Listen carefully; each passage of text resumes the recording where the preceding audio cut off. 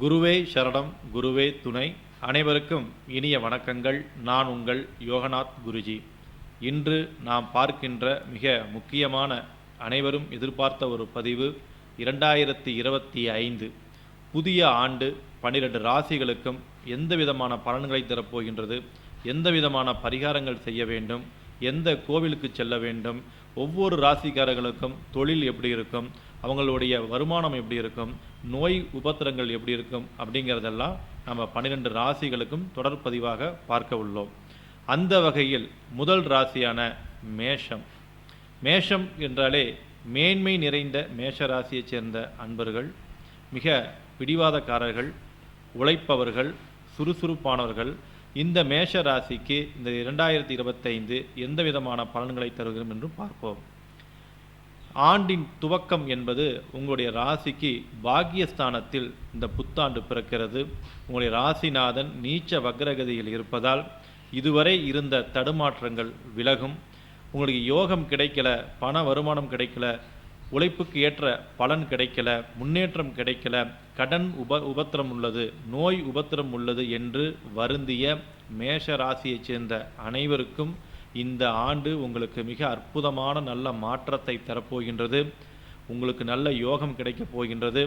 உங்களுடைய ராசியினுடைய லாபாதிபதி என்று சொல்லக்கூடிய சனி பகவான் மார்ச் மாதம் 12ஆம் வீட்டுக்கு வரும்போது உங்களுக்கு நிச்சயமாக ஒரு இடமாற்றம், தொழில் மாற்றம், உத்தியோக மாற்றம், பரிபூர்ணமான நல்ல வாழ்க்கையில் முன்னேற்றத்தை பரிபூர்ணமாக சனி பகவான் தர உள்ளார். நம்மளுடைய அடுத்த பதிவுகளில் பார்த்திங்கன்னா சனி பயிற்சி பலன்களை கொடுப்போம். அதுக்கு முன்னாடி இந்த புத்தாண்டினுடைய 3 கிரக பயிற்சிகள் நடக்குது. சனி பகவானுடைய பயிற்சி, குரு பகவானுடைய பயிற்சி, ராகு கேதுக்களுடைய பயிற்சி. அந்த 3 பயிற்சிகளுடைய அடிப்படையில் தான் நாம் இப்போ கொடுக்கக்கூடிய ராசி பலன்களாகும். அந்த வகையில் மேசராசியைச் சேர்ந்த அன்பர்களுக்கு புத்திரர்களால் மன மகிழ்ச்சிகள் கிடைக்கும். புத்திரர்கள் வகையில் புதிய திருப்பங்கள் ஏற்படும். மேஷ ராசியைச் சேர்ந்த திருமணம் ஆகாத நபர்களுக்கு இந்த ஆண்டு திருமணங்களாகும், புத்திர பாக்கியம் கிடைக்கும். மேஷ ராசியைச் சேர்ந்த அந்த குடும்பத்தில் உள்ள மகன்களுக்கோ மகள்களுக்கோ இந்த ஆண்டு கட்டாயமாக உயர்நிலை அடையக்கூடிய வாய்ப்புகள், திருமணம் அமையக்கூடிய வாய்ப்புகள், அதே மாதிரி மகள்களோ சம்பாதிக்கக்கூடிய வாய்ப்புகள் எல்லாம் இந்த ஆண்டு உங்களுக்கு உள்ளது. கடன் பிரச்சனை கட்டாயமாக தீரப்போகின்றது. உங்களுடைய யோகாதிபதி மிக அற்புதமான வகையில் உங்களுக்கு வழிகாட்டுவதால் இந்த ஆண்டு மிகச்சிறந்த நல்ல மாற்றங்களை ஏற்படுத்தி கொடுக்கும். ஆண்டின் துவக்கத்தில் குரு 2ஆம் இடத்தில் இருக்கின்றார். குரு பகவான் வக்ர நிவர்த்தி அடைந்து 3ஆம் வீட்டுக்கு போகும்போது உங்களுடைய பாக்கிய ஸ்தானத்தை பார்க்கின்றார். அதனால் உத்தியோகத்தில் பதவி உயர்வு, புதிய தொழில், கட்டாயமாக வீடு மாற்றம், வாகன மாற்றங்கள் உறுதியாக ஏற்படும். செல்வ நிலைகள் பரிபூர்ணமாக கிடைக்கும்.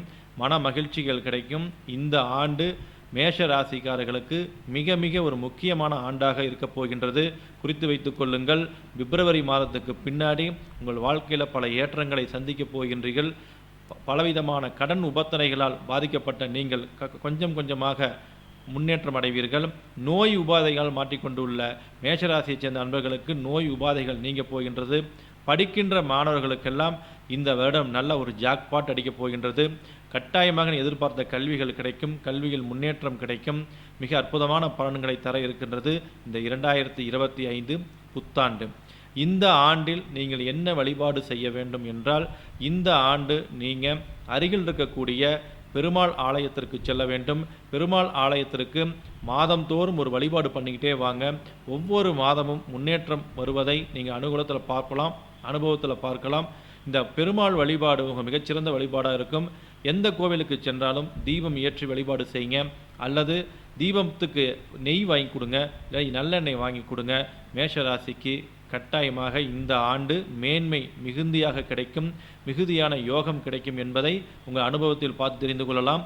உங்களுடைய சொந்த ஜாதகத்தில் நல்ல யோக தசாபுத்தி நடந்தால் கட்டாயமாக 2025 உங்களுக்கு யோகத்திற்கான ஆண்டாக இருக்கும்.